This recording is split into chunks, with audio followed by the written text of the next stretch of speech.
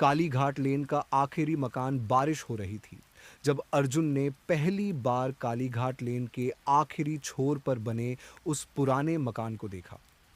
वह अभी अभी कोलकाता आया था और यूनिवर्सिटी के पास किराए का कमरा लिया था। पड़ोसी पहले ही उसे चेतावनी दे चुके थे कि रात को ज्यादा दूर मत निकलना, खासकर उस हवेली के पास तो बिल्कुल नहीं जो बरगद के पेड़ों के पीछे छिपी थी। लेकिन जिज्ञासा भी कभी कभी शैतान का काम करती है। मकान टेढ़ा मेढ़ा खड़ा था, जैसे थककर कभी भी गिर पड़ेगा। टूटी खिड़कियों से हवा सनसनाती थी और जंग लगा गेट आधा टूटा हुआ लटक रहा था। स्ट्रीट लाइट की पीली रोशनी में मकान किसी जीवित प्राणी की तरह लगता था, सांस लेता हुआ, घूरता हुआ। अर्जुन को लगा ऊपर की टूटी खिड़की से कोई उसे देख रहा है, और तभी बारिश की आवाज में उसे एक धीमी फुसफुसाहट सुनाई दी। वापस जा। उसका दिल धड़क उठा, पर ध्यान से सुनने पर बस हवा ही थी। अर्जुन ने खुद को समझाया और वहां से तेज कदमों से लौट आया। अगली सुबह अर्जुन ने मकान का जिक्र अपनी मकान मालकिन श्रीमती सेन से किया। जैसे ही उसने हवेली का जिक्र किया, उनका चेहरा पीला पड़ गया। उस घर के पास मत जाना, उन्होंने सख्त आवाज में कहा। वो श्रापित है। जो लोग वहां जाते हैं कभी पहले जैसे नहीं लौटते। अगर लौटे तो? अर्जुन ने और पूछने की कोशिश की, लेकिन उन्होंने चुप्पी साध ली और बुदबुदाते हुए भगवान का नाम लेने लगी। उस रात अर्जुन ने सपना देखा। वह उसी हवेली के गेट के सामने खड़ा था। गेट अपने आप खुला और भीतर से सिसकियों की आवाज आने लगी। लंबे गलियारों में टंगे चित्रों की आंखें उसे घूर रही थीं, और भीतर कहीं कोई औरत रो रही थी।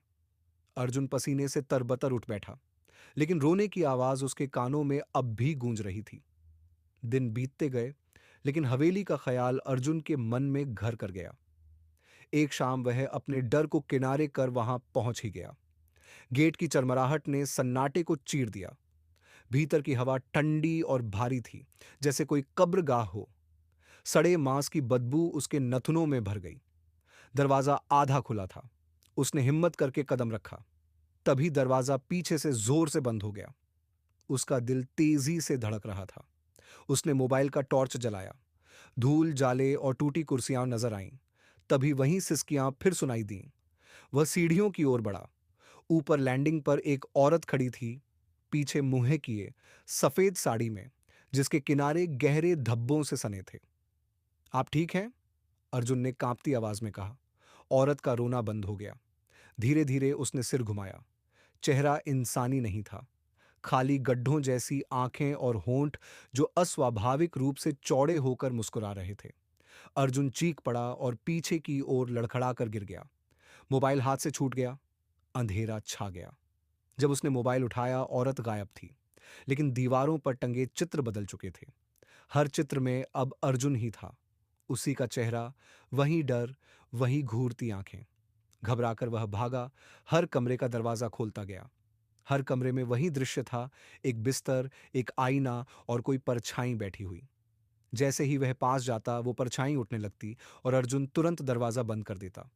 आखिरकार वह एक विशाल हॉल में पहुंचा। बीच में एक वेदी थी, जिस पर टिमटिमाते दिए जल रहे थे। वही औरत सफेद साड़ी में वेदी के सामने बैठी किसी अजीब भाषा में मंत्र पढ़ रही थी। इस बार उसका चेहरा मानवीय था, सुंदर, उदास, आंखों में आंसू। मुझे मुक्त कर दो, उसने फुसफुसाया। अर्जुन उसकी ओर खिंचता चला गया। उसके हाथ बर्फ जैसे ठंडे थे। वह और पास पहुंचा, तभी अचानक दिए बुझ गए। अंधेरे में उसकी पकड़ लोहे जैसी मजबूत हो गई।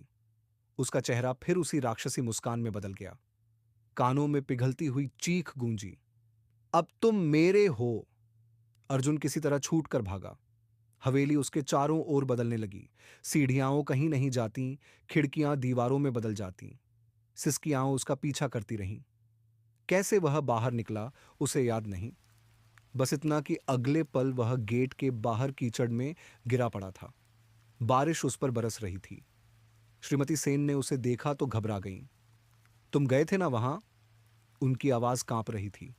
उन्होंने सच बताया। सालों पहले वहां मधाबी नाम की औरत अपने जमींदार परिवार के साथ रहती थी। गांव वालों के अत्याचार सहते सहते लोग बगावत कर उठे और हवेली को जला दिया। सब मर गए। लेकिन कहा जाता है मधाबी ने मरने से पहले काला तंत्र किया और श्राप दिया कि उस हवेली में कदम रखने वाला कभी आजाद नहीं होगा। अर्जुन कांपती आवाज में बोला, लेकिन मैं तो लौट आया। श्रीमती सेन ने उसे गहरी नजर से देखा। कोई सचमुच नहीं लौटता। हवेली ने तुम्हें चिन्हित कर लिया है, वो तुम्हें वापस बुलाएगी। उस रात अर्जुन ने आंखें मूंद दी और देखा, वह फिर हवेली के गेट पर खड़ा था। गेट अपने आप खुला। अंदर वही औरत सफेद साड़ी में खड़ी थी, मुस्कुराती हुई, अपनी खोखली आंखों से उसे घूरती हुई। लाइक और सब्सक्राइब।